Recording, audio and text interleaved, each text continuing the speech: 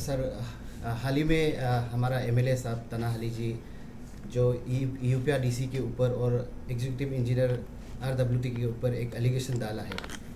Sir मैंने सवाल किया था उसमें रोड मेंटेनेंस को लेके सर 1 करोड़ 10 लाख जो है वो वहाँ पे फंड मिसयूज़ हुआ था। मैंने वहाँ पे ड्यूरेशन को बताना भूल गया, तो क्योंकि केस जो है मैं पहले से शुरुआत मैंने ही किया था उस केस को लेके, इसलिए मैंने ज़रूरी नहीं समझा मेंशन करने को। तो वहाँ पे सर डीसी यूपीआ को एलिगेशन डाला है और ई यूपीआ को आरडब्ल्यूडी को एलिगेशन डाला है, उसके ऊपर सर आप क्या बोलना चाहेंगे? फर्स्ट ऑफ ऑल ये जो एलिगेशन है किसी भी इलेक्टेड रिप्रेजेंटेटिव के थ्रू अगेंस्ट सिस्टम में जो भी ऑफिसर लोग हैं, जो स्टाफ लोग हैं, इट्स वेरी सीरियस एंड इसको जो ड्यू अटेंशन ड्यू केयर मिलना चाहिए। आई एम होपफुल कि वो प्रीवियस में भी मिला, आगे भी मिलता रहेगा। रिगार्डिंग के न्यूज़ का जो आर्टिकल है उसको समाव इस तरह से जानबूझ के नहीं किया होगा, आई एग्री, बट उस तरह से प्रोजेक्ट किया गया कि जो करंट इनकम्बेंट्स हैं उनको भी इस सिस्टम में डाला गया कि इस टाइप का इन्वॉल्वमेंट है, जो थोड़ा कंसर्नफुल है क्योंकि परसेप्शन मैनेजमेंट आज के टाइम में बहुत इंपॉर्टेंट है और लोगों को जैसा इंसान होता है वैसे ही दिखना चाहिए। तो जो ऑनेस्टी डेडिकेशन के साथ काम कर रहे हैं उनका नाम वैसे ही होना चाहिए। तो दोनों present incumbent including me and मेरा जो आरडब्ल्यूडी है, दोनों ने इसको कंसर्न लिया है और इसीलिए आज सुबह एक मीटिंग लिया बिकॉज ये मैटर रूटीन में चल रहा था। तो we have taken the concern, उसके हिसाब से हम लोगों ने मीटिंग किया और इसके जो फर्दर डिटेल्स हैं इफ़ यू वांट तो we can share it also. तो वो शेयर करने के लिए हम लोगों ने आपको रिक्वेस्ट किया आने के लिए, और इसमें जो कार्यवाही की जा रही है वो की जा रही है जैसे भी सिस्टम और नियम कायदे के हिसाब से। सर आपका सिस्टम जो इतना सर स्लो क्यों है? क्योंकि सर 1 साल हो गया, अभी आपसे पहले 2 डीसी बदला है, हाल ही में आप तो रिसेंटली आया है। ये कंप्लेंट जो है सर हमारा एटीटीवी चैनल पे 26 नवंबर 2021 को दिया गया था TCCA का ऊपर, मतलब Teressa circle anti corruption association की ओर से जी।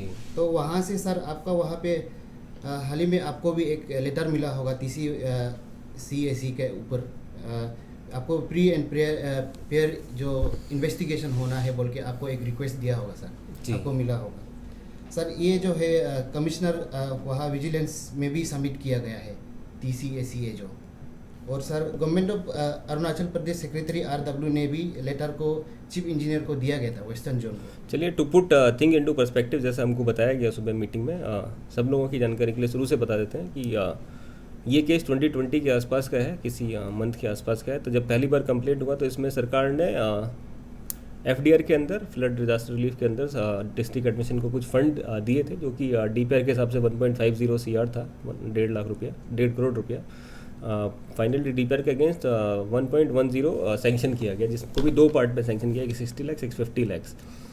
इसको हमारा डिजास्टर मैनेजमेंट डिपार्टमेंट को अलॉट किया गया प्रीवियस टाइम में, और उसको फिर फर्दर रोड की डे टू डे मेंटेनेंस के लिए, जो भी उसमें मेंटेनेंस था उसके लिए इसको फर्दर एलोकेट किया गया।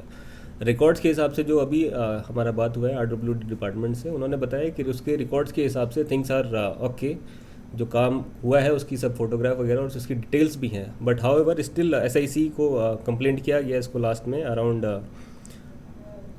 12 अप्रैल 2022 को तो कंप्लेंट किया गया। तो SIC ने इसको संज्ञान लेते हुए, नोटिस करते हुए उसके ऊपर FIR लॉन्च किया है और उसके ऊपर फर्दर कार्रवाई की जा रही है।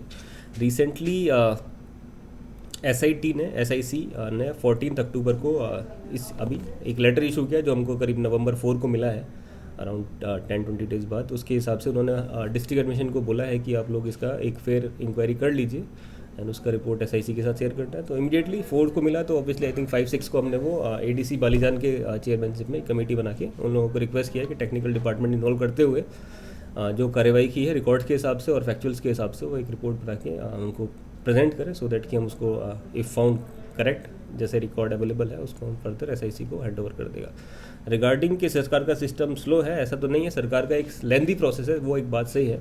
तो उसमें हमारा कॉन्स्टिट्यूशन भी बोलता है उसके हिसाब से कि जितने भी हमारे को जितने पैरामीटर्स है उसके हिसाब से सब किसी को एसेस कर लेना चाहिए और उसके हिसाब से ही हमको अपना एक्टिविटी करना चाहिए। तो कभी कभी देर हो जाता है, लेकिन इट्स नॉट जानबूझ के डिले किया जाता है, लेंथी प्रोसेस है और उसकी वजह से कई बार जो ऑनेस्ट ऑफिसर है उसके लिए हेल्प भी होता है और जो थोड़ा दूसरा ऑफिसर होता है उसको उतना हेल्प भी नहीं मिलता है। तो it's a part of the system, rule regulation को फॉलो करना, उसको मानना सब किसी की जिम्मेदारी है और उसी के हिसाब से इंक्वायरी होता है।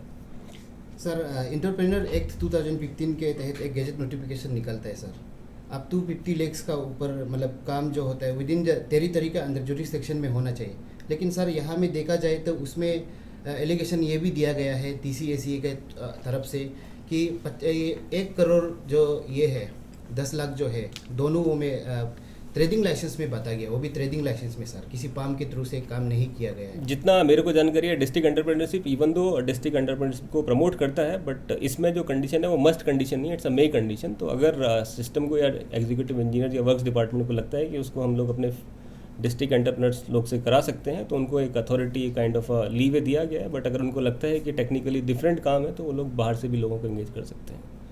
सो ऐसा नहीं है कि 100% डिस्ट्रिक्ट में ही काम देने से होगा, बिकॉज वो कंडीशन उसमें मे का है, जब मैंने बहुत पहले पढ़ा था, बट मस्ट का कंडीशन नहीं है कि डिस्ट्रिक्ट में ही देना है। तो डिपार्टमेंट ने जो काम किया उसका कार्यवाही देख लेगा, SIC भी देख रहे हैं इस मैटर को। तो ऑब्वियसली इसमें जो करेक्ट चीज़ें होनी चाहिए, अगर वैसी नहीं है तो जो जिन लोगों का इन्वॉल्वमेंट है उसको ऑफिशियली पनिश किया जाएगा। सर आप एक IAS ऑफिसर है सर, अभी नए नए आए हैं सर। सर आपको सब उम्मीद कर रहा है कि जिसने एलिगेशन दिया, जिसने कंप्लेन दिया, उन लोग भी आपको उम्मीद कर रहा है कि आप सही रिपोर्ट आएंगे।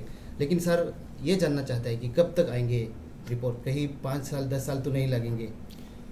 देखिए कब तक आएगा रिपोर्ट, उसके लिए सब लोग काम कर रहा है। अभी हमको जैसे मैंने बताया 4 नवंबर को ही मिला है और आज हम लोग 14 नवंबर में हैं और अभी ऑनरेबल प्राइम मिनिस्टर का भी आने का समय है। तो हम लोग थोड़ा डिस्ट्रिक्ट एडमिनिस्ट्रेशन अलग अलग काम करता है, तो बहुत सारी चीज़ें प्रायोरिटी में बदलती रहती हैं, डेली बेसिस पर बदलती हैं। तो ऑब्वियसली इसको भी बैकफुट पर नहीं दिया जाएगा, जल्दी करेंगे, बट टाइम बाउंड तरीके से भी किया जाएगा। डिस्ट्रिक्ट एडमिनिस्ट्रेशन को बहुत सारी चीज़ें देखना पड़ता है, लॉ एंड ऑर्डर भी देखना है, डेवलपमेंट भी देखना और इस टाइप का इंक्वायरी भी देखना है। तो कभी कभी चीज़ें प्रायोरिटाइज में बदलती रहती हैं। 4 नवंबर को जब तक था तो 7 नवंबर को जब PM साहब का आने का था तो ऑब्वियसली इसको रिटर्नाइज़ किया गया। बट जैसे 11 को आपने रिपोर्ट किया है और उसमें थोड़ा MLA साहब का स्टेटमेंट वायरल हुआ है, तो उसके हिसाब से अभी इसको जितना तवज्जो मिलना चाहिए हम लोग देंगे।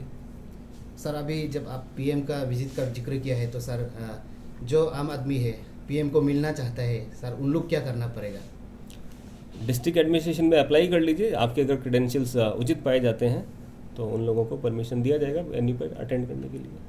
जी सर, यहाँ में बहुत लोग मीडिया वाले लोग आए साथ में, तो अगर मीडिया वाले को भी वहाँ जाना हो तो कैसा करना पड़ेगा, आप बताइए। आपको पता होगा सरकार का एक IPR डिपार्टमेंट है, उनके एक सेक्रेटरी हैं, तो उनके पास आप एप्लीकेशन दीजिए, क्योंकि PM का प्रोग्राम बहुत सेक्रोसेंट प्रोग्राम माना जाता है। तो उसमें काफ़ी चीज़ें डिस्ट्रिक्ट एडमिनिस्ट्रेशन के ऊपर भी चली जाती हैं। सो उसमें जो किस रिपोर्टर का एंट्री होगा, कौन से न्यूज़ मीडिया को अलाउ होगा, किसको अलाउ करना है, वो सब का डिसीजन सेक्रेटरी IPR का ऑफिस डिसाइड करेगा। जी।